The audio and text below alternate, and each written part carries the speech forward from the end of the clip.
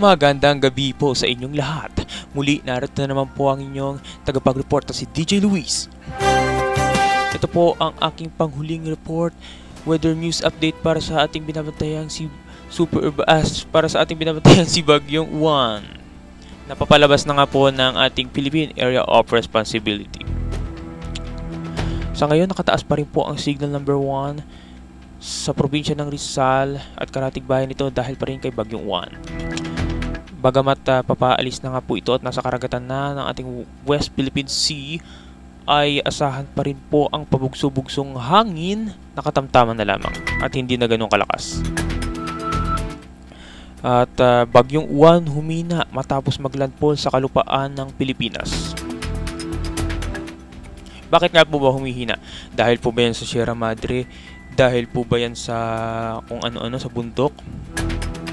Well, ang sagot ko po dyan ay base na rin po sa pag-asa at sa aking pag-research ay ang Sierra Madre ay hindi talaga direktang nakaka-apekto sa paghina ng bagyo. Bagkus ay ang paglandfall talaga nito sa kalupaan ang siyang nagpapahina dito. Ngunit may kinalaman pa rin naman talaga na pagpalagay na nating 50% ay talagang nakakapagpahina si Sierra Madre. Nakabundukan mula norteng bahagi ng Luzon sa pinakang taas sa side yan ng Silangan, bahagi, pababa ng Quezon.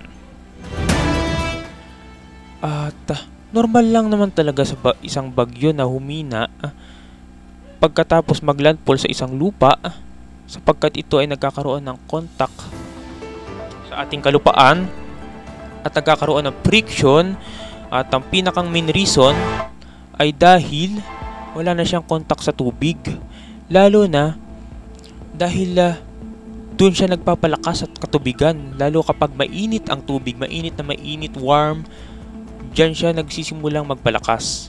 Ngayon, dahil papatama na siya ng ating kalupaan at maraming kabundukan, nagkakaroon na po ng friction at paghina ng bagyo. Normal lang po talagang humina ang bagyo pagkatapos maglandfall. Okay. At hindi rin po natin inaalis ang posibilidad na si Sierra Madre ay may kinalaman pa rin po dito. Pero hindi po 100%. Okay? Pero nakakatulong po siya pagpapahina ng bagyo dahil marami nga pa nagpo-post na ang mata ng bagyo ay nalusaw daw, nasira pagtama sa Sierra Madre. Actually, hindi po mata ng bagyo ang pinakamalakas kundi yung nasa side nito. So kahit masira po yung mata niya, tuloy-tuloy pa rin po ang kanyang paghagupit, no? At hindi po ibig sabihin nun na yung bagyo ay talagang nawala ng sentro ng pag-ikot. Meron pa rin po siyang, ngunit nagulo lang po yung mata niya dahil nga sa paglandfall, no? At syempre, mataas si Sierra Madre. Yung bundok niya talagang ganun-ganun, no? Kaya masasabi nga natin na kahit pa paano pinotektahan natin tayo niya. Syempre sa hangin talagang meron talagang chance na siya ay nakakapagpahina ng bagyo.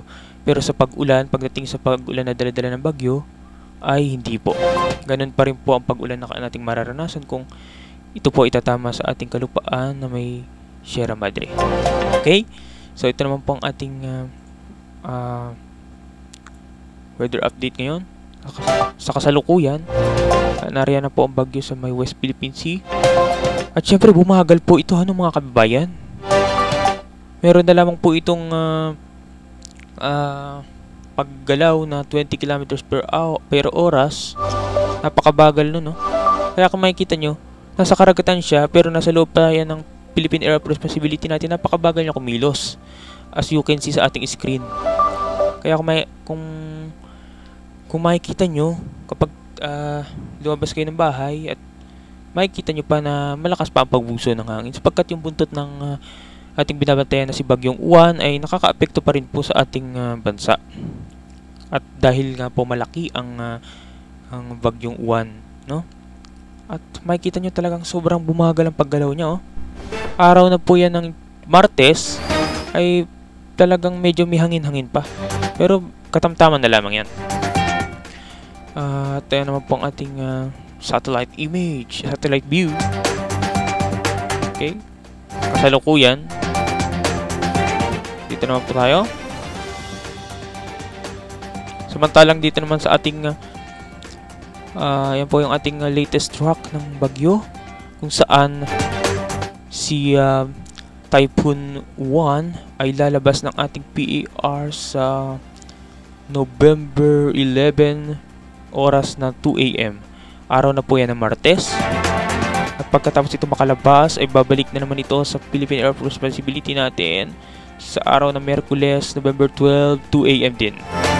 Pagkatapos yan ay magre-recurve na po ito at tatama sa kalupaan ng Taiwan.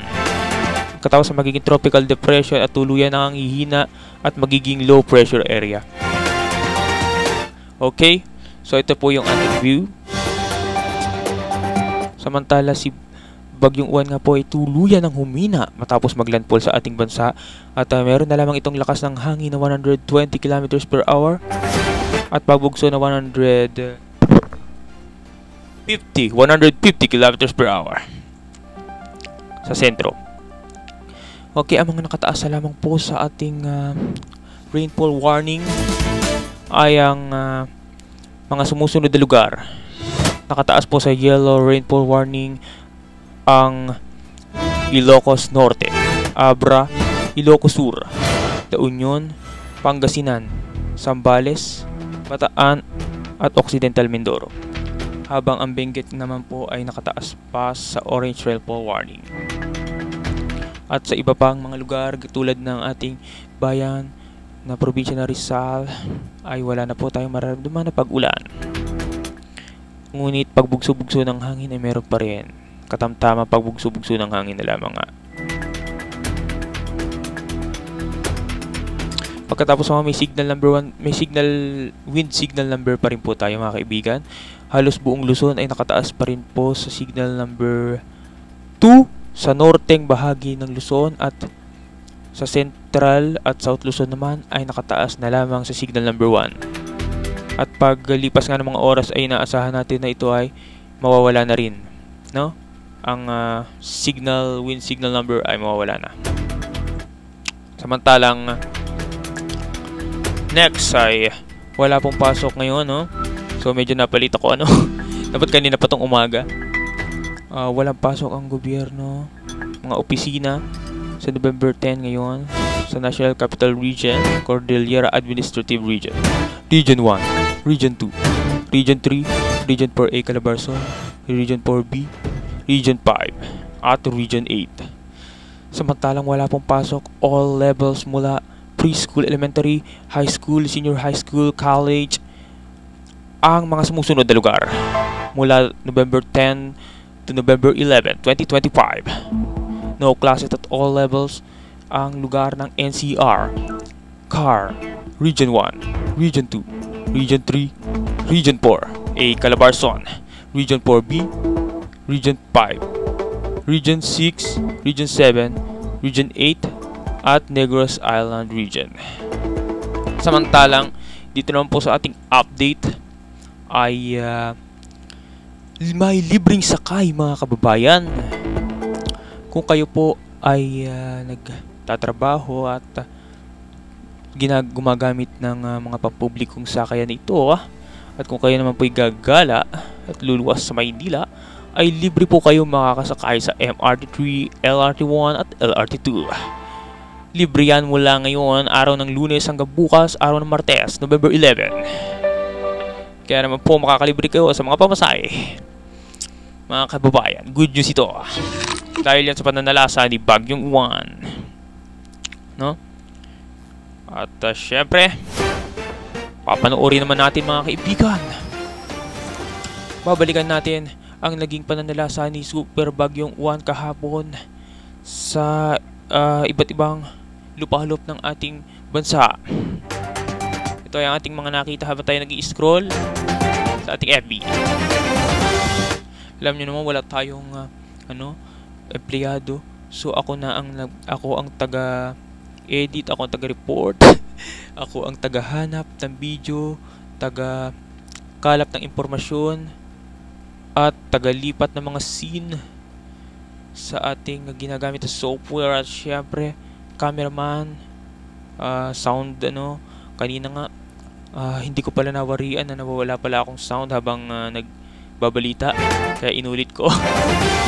So yun, mahirap, wala tayong tagalipat, kaya medyo pagka mapapansin nyo, nawawala ako sa yung aking sasabihin, nawawala sa isip ko sapagkat meron pa akong ibang ginagawa dito sa aking screen, alam nyo na.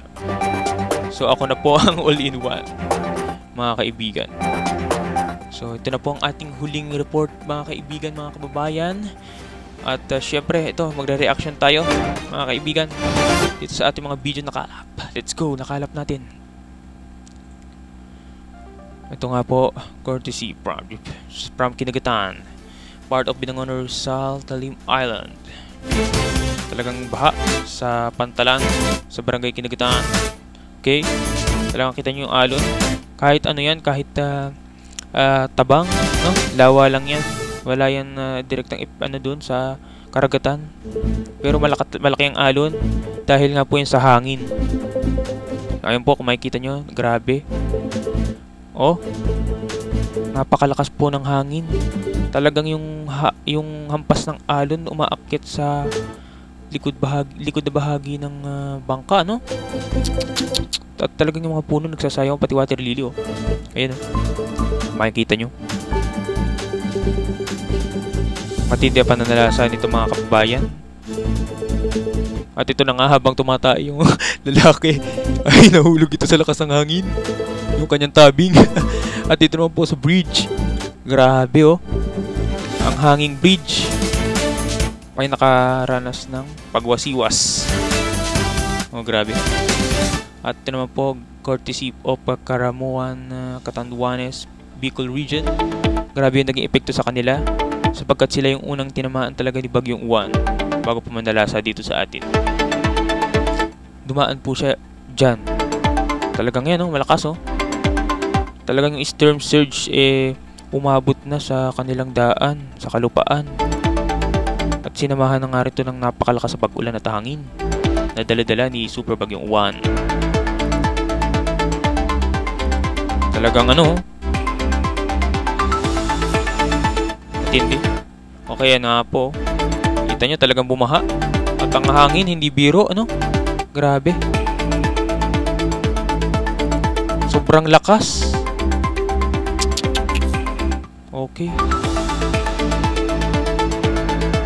Okay, samantalang dito naman po kuha ni Nelson Bues sa Bicol region pa rin po yan. Talagang napakalakas. Sobrang lakas nga po ng bagyo ay namumuti na po ang lugar na yan dahil sinabayan na nga po ito ng pag-ulan, storm surge at ang napakalakas na bugso ng hangin. Talagang grabe.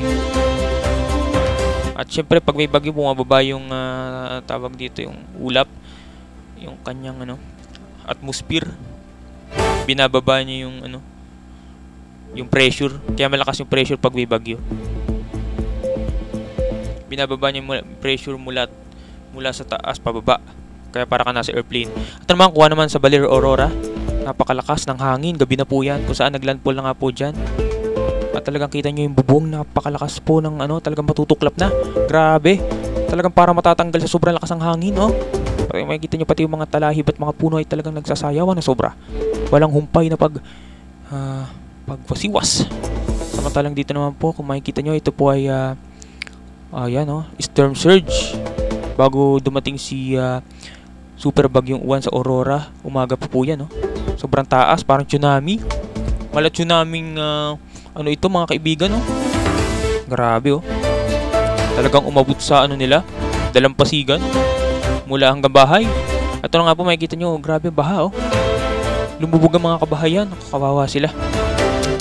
Talagang hanggang bubong na lang, At to, napakalakas ang hangin, mga kaibigan, Ang nagbibideo po dyan ay umiiyak na sapagkat sobrang lakas nga po ng hangin, Kung makikita nyo yung mga puno, grabe, nakahambalang na, So sobrang lakas po yan ng hangin. Mga hapon na po yan, yung peak po yan ng bagyo. Dahil po, kaya po umiyak siya, natatanggal na nga po yung bubong nila sa taas.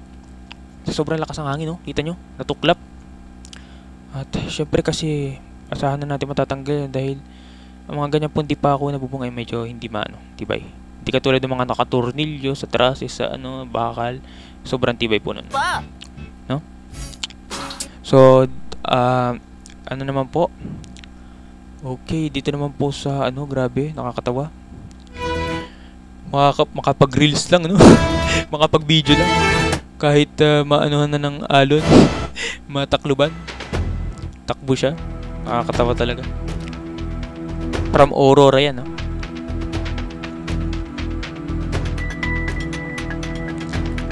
Ito naman po, kuha ni Isla Dito Lim Child sa kanyang Facebook. Sa pantalan ng Binangon Rizal ay lumubog na po sa tubig dahil sa lakas ng ulan at lakas ng alon. Paghampas ng alon, dulot ni Bagyong Juan. At makikita nyo talaga mataas yung tubig. Okay, ano po ang ating update ngayon sa naging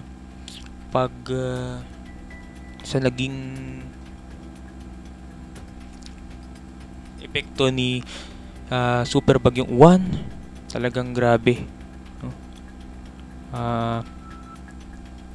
Humina siya pag tama ng bansang Pilipinas matapos manalasa, no?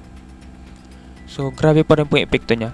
Pero dito sa Super Typhoon 1 ay good news naman po dahil kakaunti lamang po ang wala pong masyadong nasugatan o nasawi. Meron po yata mga dalawa or ayun lang, isa. Dahil nga po ito sa ating paghahanda. Dahil po sa pag-aano ng mga nagbabalita, Pag-asa, GMA, ABS-CBN, TV5, lahat na po ng mga nagbabalita ng weather news update para mabigyan babala ang mga kababayan natin. At dahil mabagal ang kilos niya, kaya napaghandaan talaga natin. Pero kung mabilis to, si Bagyong Tino kasi ay mabilis ang kilos, kaya makikita nyo talagang hindi napaghandaan. At yung iba kasi ayaw ko lumikas dahil lang gamit daw nila sa bahay ay baka manakaw. Dapat pag sinabi na ng ating lumikas na kayo sa evacuation center para maging ligtas po tayo lahat sa ating buhay, no? Wag na lang po nating alalahanin ang gamit dahil mas mahalaga ang buhay para mas yung natin, no? Kapanatagan. Right, so yun nga po, no? Makikita nyo, yan ang video ko nung kaninang hapon. Maaraw na, ngunit malakas pa rin ang pagbugso ng hangin. Talaga nagsasayaw pa rin yung mga puno. Pero hindi na tulad kahapon, no? At kung makikita nyo, batik-batik yung meron ng siwang-siwang sa ulap. Yan po yung buntot na ng bagyo. Okay? Wala na rin pa pag-ulang na itala. Hangin na lang, napabugso-bugso. At okay na po. Dahil po yan ay malaki ang epekto ni Bagyong Juan, malaki ang sakop. Kaya kahit nakalampas na ito ng ating kalupaan, ay may epekto pa rin po sa atin na pabugso-bugsong hangin at kaulapan. Okay, mga kababayan. At hanggang dito na lamang po ang ating report. At ito na po ang aking huling report, mga kaibigan, mga kababayan. Muli po ito po si DJ Luis sa Tirada News TV. Kay Luis, i-report mo! At narito na po. Hanggang dito na po magtatapos ang aking weather news update forecast para dito kay Bagyong Juan. Naway ang lahat po ay naging ligtas sa pananalasa ni Super Bagyong Juan. Maraming salamat po sa pagtangkilik at pagsubaybay dito sa aking balita.